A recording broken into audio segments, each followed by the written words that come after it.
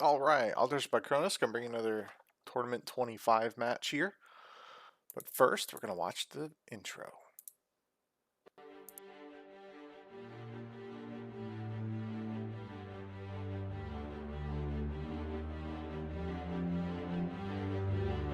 Greetings, old school magic players, and welcome to the Four Horsemen.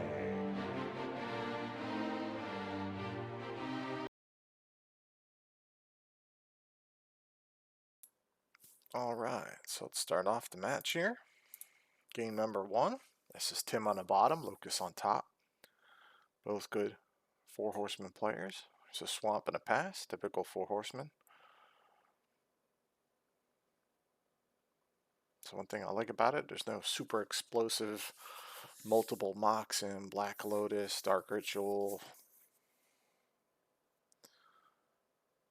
But that's one of the best starts you're going to have when it comes to mana ramp, at least. There's the Raiders. It's a great card. Four Horsemen. Love it. Tim is already on double black, which is awesome. Let's see what land he plays. He's got a strip.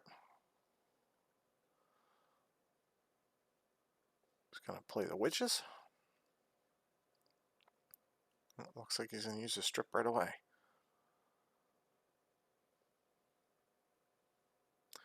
Those are always big gambles. You never know, but sometimes I like to see if the person misses a land drop before I blow a strip off, because I can still do on their end step, but he might have. Well, looks like he's trying to choose between his lands. There's a swamp, so it's a good thing Tim did it. Did take him off of red, which is awesome.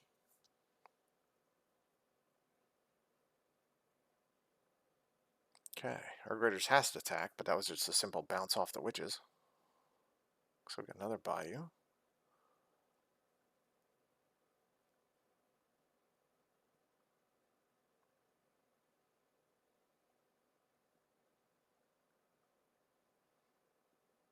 Scavenger Folk. There's a swing for 1.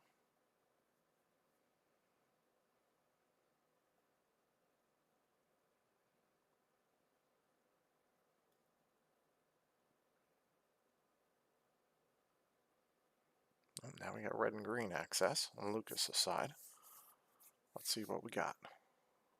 Ooh, oubliette. There goes the witches.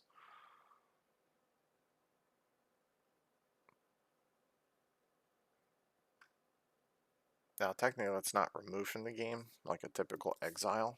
It's only temporarily, basically, just it's in the prison of the oubliette. So, if the oubliette gets destroyed by a destroy target permanent spell or something of that nature, then your creature comes back to you.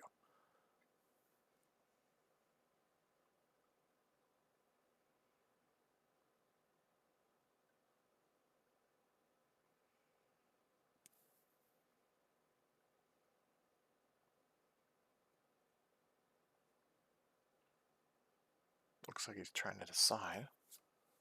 He's got a total of 4 mana if he wanted to.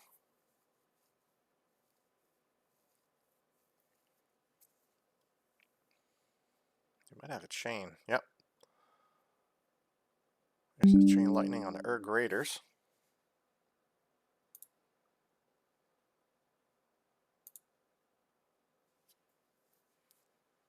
Attack for 2. Let's see what Lucas has. Well, now Lucas has every color definite, so let's see what we got. Oh, Sylvan Library. That's huge for Lucas.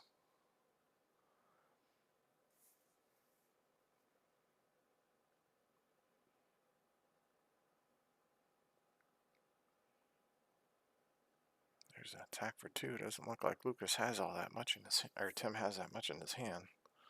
Yep, there's a book. That's a great card. Cycle some of the unnecessary lands and cards out, but let's see what Lucas can find, because now Lucas has basically additional 3 cards to choose from. I like the combination of book and library. It's an easy way to discard and remove a card. If you just have library by itself and you have 3 lands, you're screwed. But if you have library and the tome down there, it's easy to pay 2 and discard or flip to the graveyard basically one of the lands on someone's end step. Juzam's a problem. See if we have another Oubliette. He's not playing white, so he doesn't have to worry about Spirit Links. I was going to play this tournament, but I have a lot going on, but I was trying to decide between how many Spirit Links and Oubliettes to play, because I do a black-green with white splash is what I was going to do at least, but who knows what I'll do next round.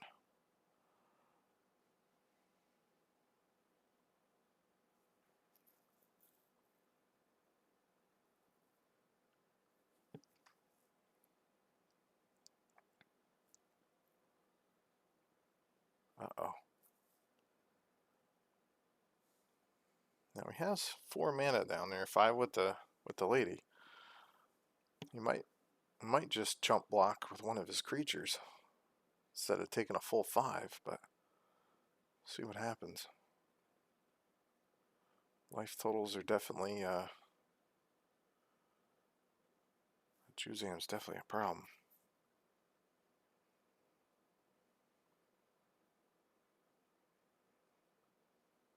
There's a swing for 5. Do we have a chump? You see, I'd almost do that on my end. I would have done that on my turn, because see how he tapped 2? He could have tapped both the red and greens. Actually, it doesn't really matter. He's got the girl, but if he tapped 2 mana, drew, and he ended up drawing an Oubliette, he could have played an Oubliette. Now there's a discard, but I'm not quite sure exactly what that card was.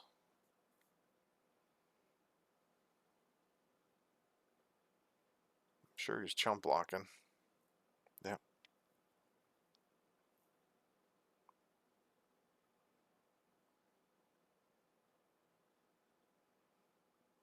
That kind of indicates to me that he's... Yep, that's a way to kill a Juzam. Now, if you don't remember, damage is... It stays on your creature for the turn, so it's still damaged. So by playing a Bloodlust, you actually kill the Juzam, because it's going to reduce 4 toughness down to a 1 toughness, and now the damage that was on it that turn kills it.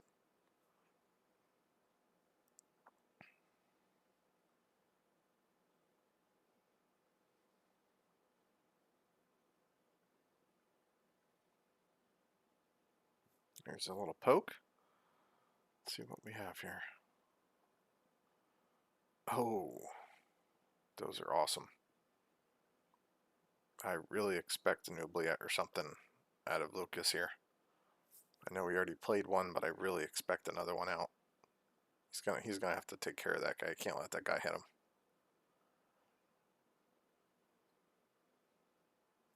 It's funny, I flip through my binders and I read that guy and I'm like, oh, he's not really that good, but 4 horsemen, he's pretty good.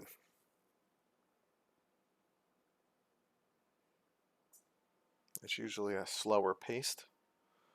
They can be very quick games, but you're not going to see those massive turn 1, turn 2 game enders, basically. There's a mountain.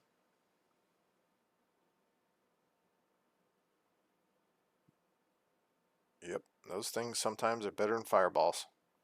There goes the whole board. In the fireball, you have to do evenly divided damage. There's no way he could have afforded to do a fireball. So for less than what it would cost to do the fireball for the same amount, you wipe a board out.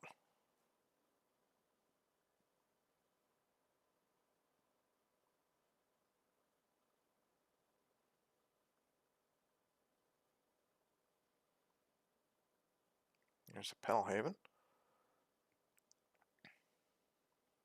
Now, nobody's playing blue here, but in case you're ever wondering how to really mess someone's day up, when they take one of your big creatures away, On say Tim had a trike out, and Lucas oublietted the trike.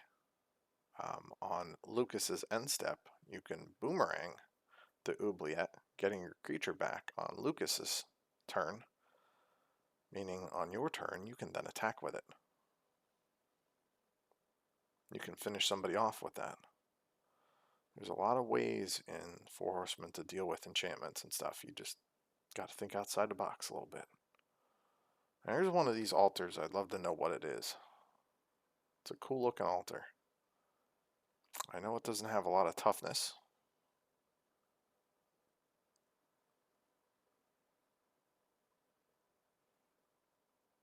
I believe it was 3 or less, because pretty sure a chain hits it. There's a tome.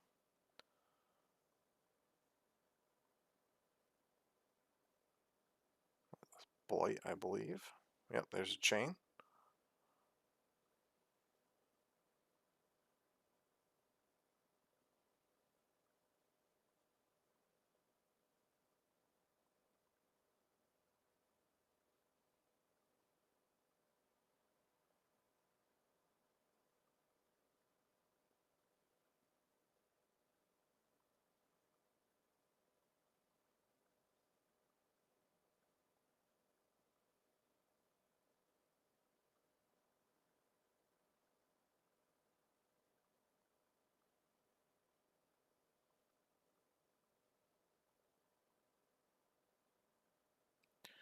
Ooh. Tim's got to answer that guy. I'm expecting Tim to dig for an oubliette if he doesn't already have one. Ooh. Okay. That's a problem for Lucas. That'll give Tim, with the 5 mana, if Tim does not have a play, basically, on Lucas's end step, he can cycle through 2 cards. He can draw a card with the legendary. He can use his tome to cycle out another card if he draws a land. And then on his turn, he can draw another card. So basically, you're going through 3 cards and taking the worst of everything in your hand that you drew and throw it in the bin. So it is a very, very dangerous thing. Tim will have a huge card draw advantage. So I'm expecting Lucas to take care of that legendary. Oh, there's an Urg Raiders. Still has plenty of mana though. Yep. Yeah, oubliette. Okay. I figured that was coming. There's a swing. Crack a little health away here. Now I expect Tim to have his own. I was just gonna say I expect him to have his own oubliette, but there's a top deck oubliette. Beautiful draw there. Goodbye, Mr. Scary Demon looking card. And there's a pass. Let's see what Lucas has here.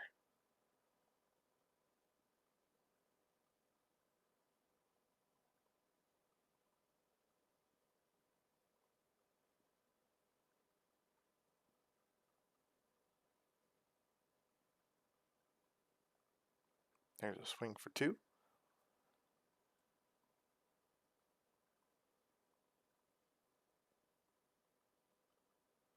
Oh, there's an egg. That's a problem. That's something you need an oubliette for.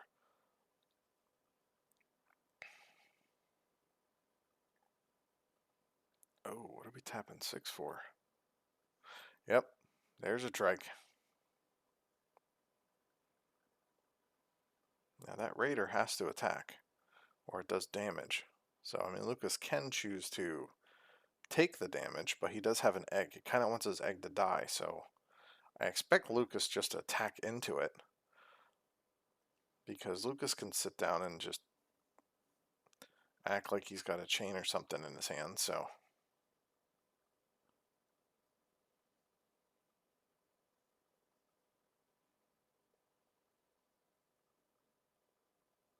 Oh, Underworld Dreams.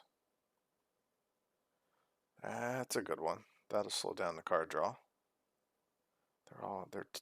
I mean, you have 10 and 9, so you're not going to want to be using the book that often at this point because you're going to kill yourself.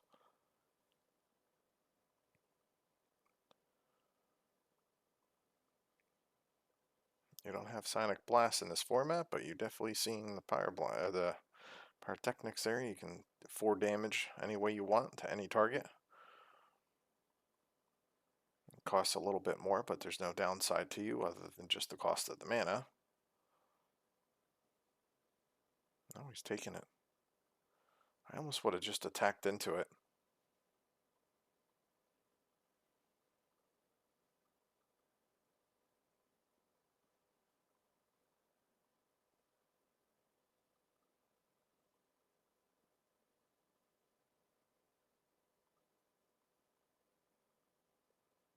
I mean, he's not going to take it again. That would be 4 damage from the Urg Raiders to yourself.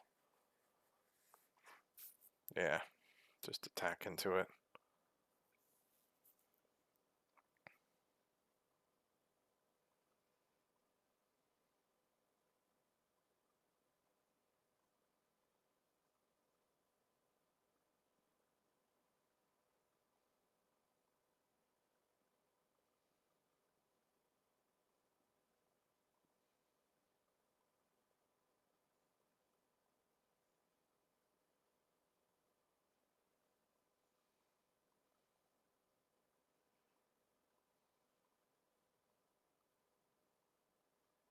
Let's see what we got here.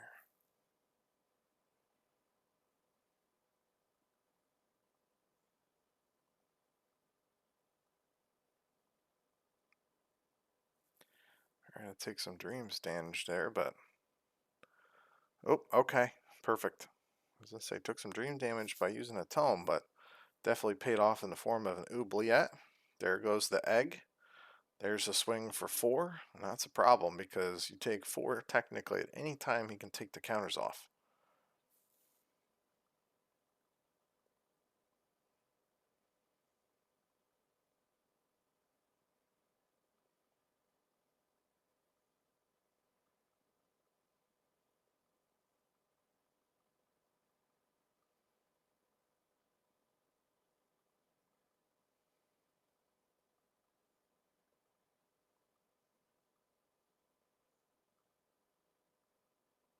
Oh, there's a caretaker.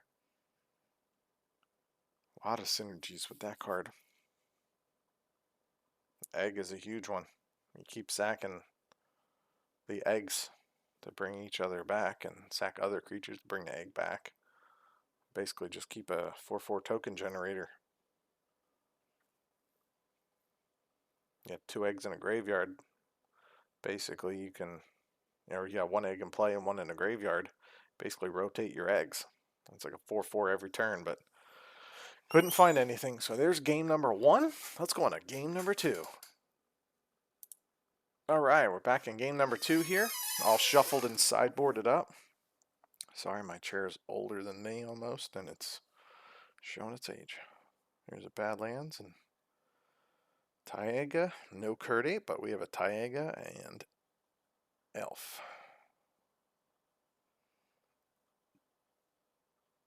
Alright, we got double black on Lucas' side, but a quick pass. I expect him to... Let's see what we got here.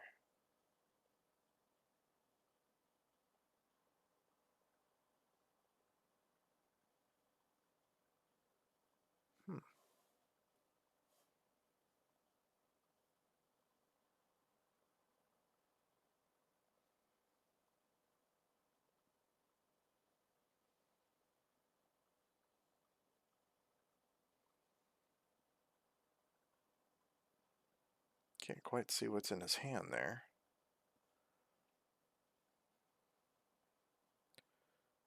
I kind of doubt he only had 1 land. It's usually not like Tim, but...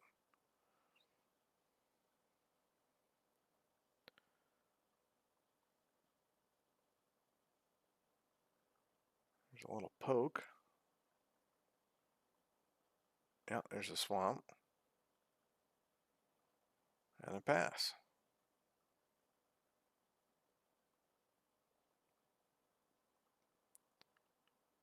6 cards in hand with Lucas. Alright, we got plenty of red and black now, so let's see what Lucas got going.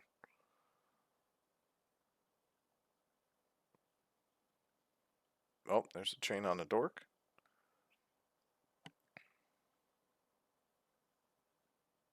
And a pass.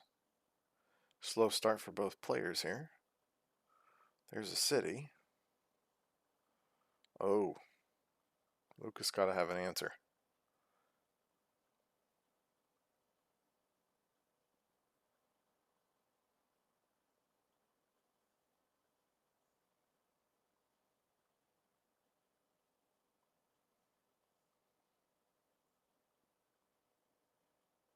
And there's an answer. Oubliette.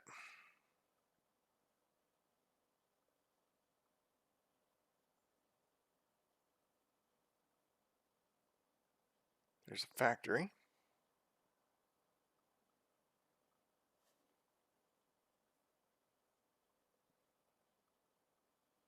There's a blight. Sure on the Badlands there, yep. I was thinking of making an Enchanter's deck that's maybe just green and black, because I can play Blights, Oubliettes, Underworld Dreams. There's a lot of Paralyzes, Royal Assassins. There's a bunch of different things I can do for creature control and removal. They give me a lot of life gain, and a lot of ability for stuff going on there, so that's just something goofy I was thinking about in my head, but there's a perfect answer for the factories. They really don't do all that much in the format. They are restricted for obvious reasons, but they're really not a threat here because there are too many ways to shut it down. Alright, there's another card draw. Let's see if Lucas will let it stick this time. I doubt it. That card cannot stay. That would be a massive problem for Lucas. If I had a land destruction, I would take out his Taiga at this point. This way his card draw is going to cost him 2 life instead of 1. Well, there's a strip mine, but Lucas might need the mana. He just had to get rid of his Badlands, so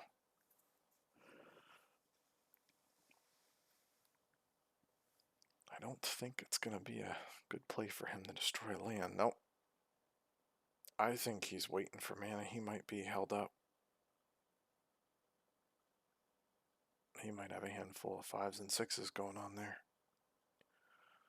Let's see what Tim does.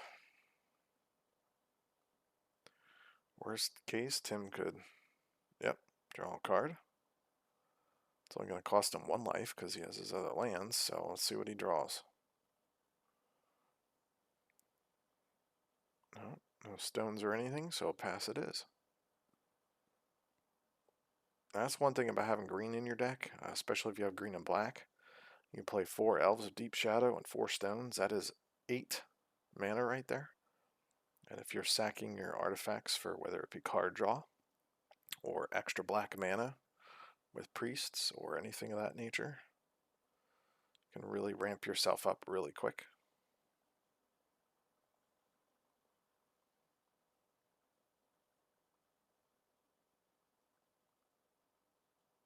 Oh, Blood Moon. Well, that'll stop him from drawing cards.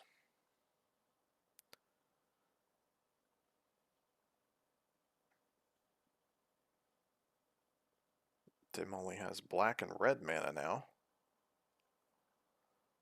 Unless he draws a forest. It's a very fancy Diamond Valley there. If you can think of what artifact costs 2 mana to cast and 2 mana to use, that goes extremely well with Diamond Valley. Put it in the comments. One thing I love to do with it is Triskelions and Artifact, because even if you remove all the counters, What this artifact does is it takes a casting cost and adds it to toughness. And what does Diamond Valley do? Give you life based off of toughness. So if you use it on your trike, it takes the 6 casting cost, adds it to toughness. So even if your trike has no counters left, it is 7, which means you just attacked for 4, shot off for 3, and gained 7 life. That's a pretty good thing, especially that rook egg there too. You can use it on a rook egg, basically to gain 7 life off a rook egg and gain a 4/4. Imagine what that'll do if you have a Hell's Caretaker out. There's an angel, that's a problem. I wonder if we're going to see... I almost wonder, I almost wouldn't bolt, because I wouldn't want him to attack me for 7 flying. I'd rather take the 5 and have an extra turn to find an answer. Because if he wastes damage on the egg now, say he uses a chain now for the egg, if he draws another chain next turn, he would have had 2, so he could have took care of. But he can also, if he has multiple chains, he can actually get rid of the angel. We're just going to swing in, so he's not going to block. So I'm assuming Tim does have 2 chains in hand.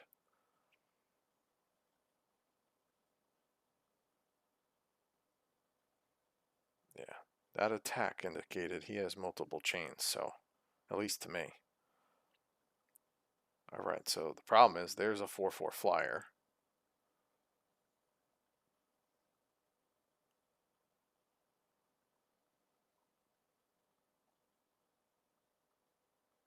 There's another one of those. I wish I knew what that was. But there's an attack for 4 in the air. It's going to be a problem for Tim. It's a lot of damage really quick. He's got to find some answers. That Blood Moon's going to make it harder. Because even if he pulls an Oubliette, he can't cast it. Well, he can cast that. There's another heavy hitter.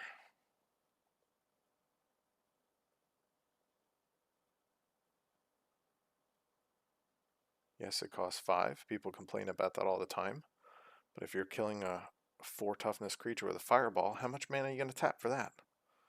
So, there's your fireballs. Oh, and there's one back. Is he going to kill that and do some damage? Yep. I was going to say.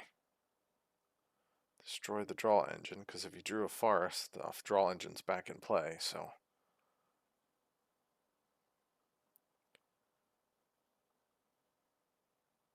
And don't forget, 4 horsemen. Blood Moon and Energy Fluxes, they're real things. So if you're panicking over no disenchants for artifacts, and you have Divine Offerings, you have all kinds of normal creatures like folks, but Energy Fluxes are real too. And Robots is a real deck here. Oh man, well, I told you, people love Oubliette and those eggs. They do not stick around long. It's a shame the Blood Moon's out, because you would have saw a sack to the Diamond Valley. That's it. Lucas takes that game. Let's go on to the third. All right. Everybody is sideboarded, shuffled, and ready for game number 3. Let's see who takes it. There's a swamp. Quick pass. Taiga, and yep, there's an elf.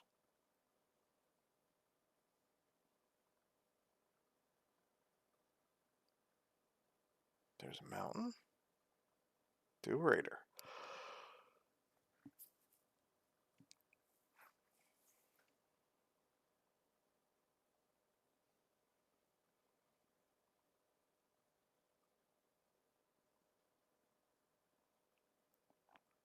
You're going to see a chain. That tells me there's a chain in hand.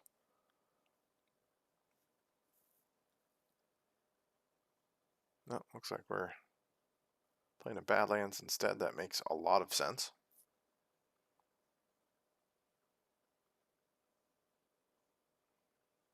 I still feel like there should be a chain shot off, but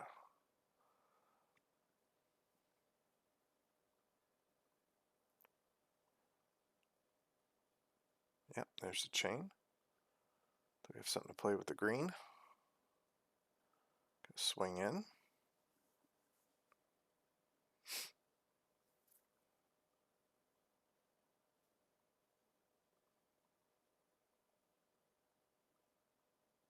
There's the factory.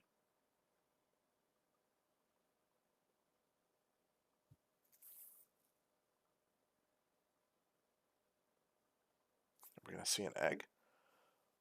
Let's see what Tim's got. So that's 4 mana technically.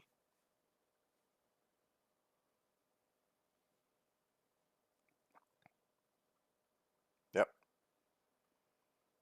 Again, factory's not going to be able to do anything.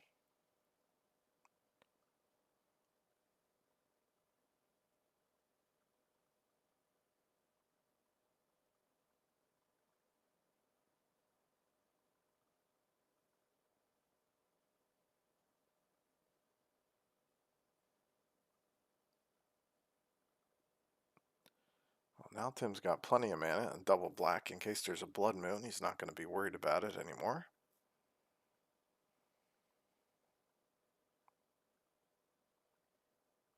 He does have 5 mana. And he's playing black, so I'd assume he has angels in there, but... Oh, there's a draw engine.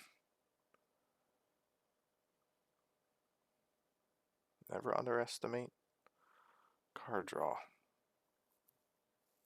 Even in 4 horsemen, you'd think there's not a lot of card draw, but there is a lot of card draw. Yep, gotta kill it. Now that he's tapped out a red, he can't chain it back to his own eggs, so...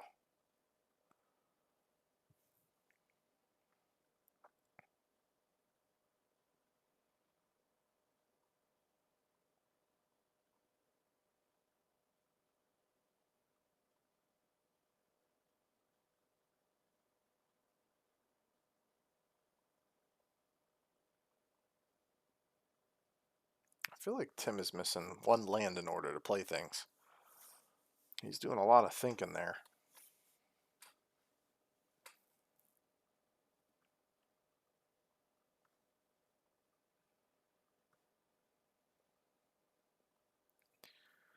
Well, there's a city. I must have been wrong here. Yep, he's going to chain his own egg. He's going to redirect it back at Lucas. So Tim will take a damage from the city, but Gen's a 4/4 flyer and does 3 damage to Lucas. I wish I had some of those tokens. Those are the coolest tokens.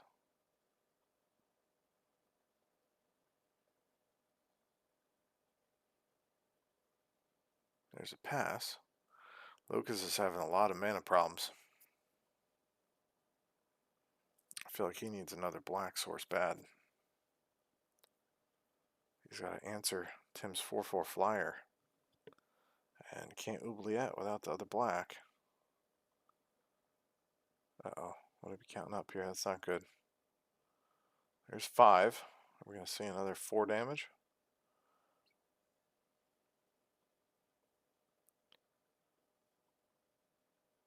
Or is he going to hold off? Yep.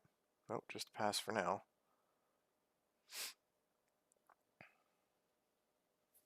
I felt like he was counting for a direct damage spell. We'll see.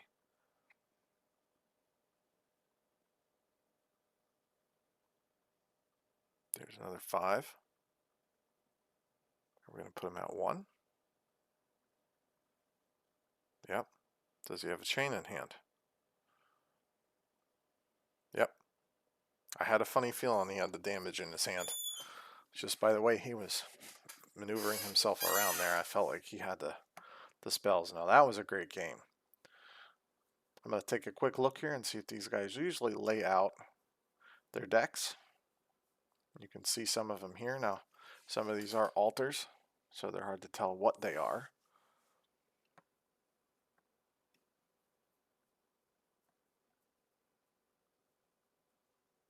I had a funny feeling he was waiting for another black.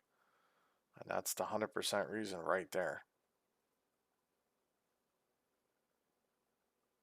Let's take a look, see if there's the rest of the stuff. Alright, so I didn't lay out the whole thing here, but you'll see Ivory Tower is also in the deck.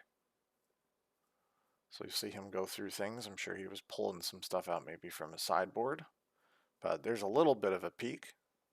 But if you guys need any deck techs, again, for Four Horsemen ones, instead of wasting your times with screenshots and all that stuff, for Four Horsemen, I just tell you go right to the site because there's way too many random matches here. It is highly beneficial if you just go to the Four Horsemen Discord. If you need a link, let me know.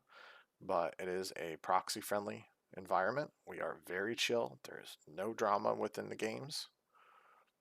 Some people like to speak ill about Four Horsemen, but I've been playing for quite a while with these guys, and I have never heard any of us, any of these games, ever have a problem with anybody. We're extremely chill and old school players. So join the format, have some fun, enjoy it. But if you want to see deck photos, there's a lot of deck photos from all the different tournaments.